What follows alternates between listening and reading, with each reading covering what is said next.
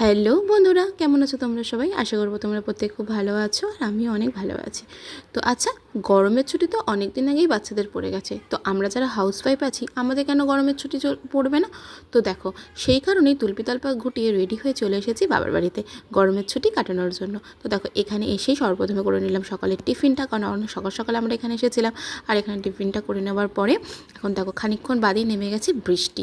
এই গরমেতে বৃষ্টিটার খুব প্রয়োজন ছিল, জানো তো, যে পরিমাণে গরম পড়েছিল বৃষ্টিটা হয়ে ওয়েদারটা অনেক ভালো করে দিল।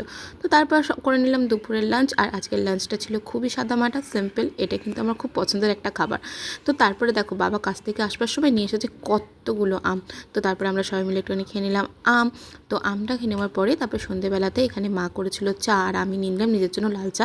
আর বাকিরা তো সবাই দুধ চা খাচ্ছিলো, আর আমি তো জানোই লাল চা খাই। তো এখন বসে বসে আমরা সবাই মিলে গল্প করছিলাম, টিভি দেখছিলাম, আর তার সঙ্গে খেয়ে নিলাম একটুখানি চা। তো তারপর বাপি নিয়ে এসেছিলো এখানে একটুখানি তেলে ভাজা স্যান্ডউইচ, পকোড়া এগুলো নিয়ে এসেছিলো। তো সেগুলোই এখন সবাই মিলে বসে সন্ধ্যাবেলা খাচ্ছিলাম। আচ্ছা, তোমরা কারা কারা আমার ভিডিও দেখতে পছন্দ করো, আর তোমরা আমার এই চ্যানেলটা থেকে কীরকম ধরনের ভিডিও দেখতে চাও একটু কমেন্টে জানিও তো। আর এই জানো তো, স্যান্ডউইচটা খেতে কিন্তু সত্যি খুব ভালো ছিল। প্রায় অনেক দিন বাদে এই স্যান্ডউইচটা খেলাম, কারণ আমি খুব একটা তেলে ভাজা খাই না।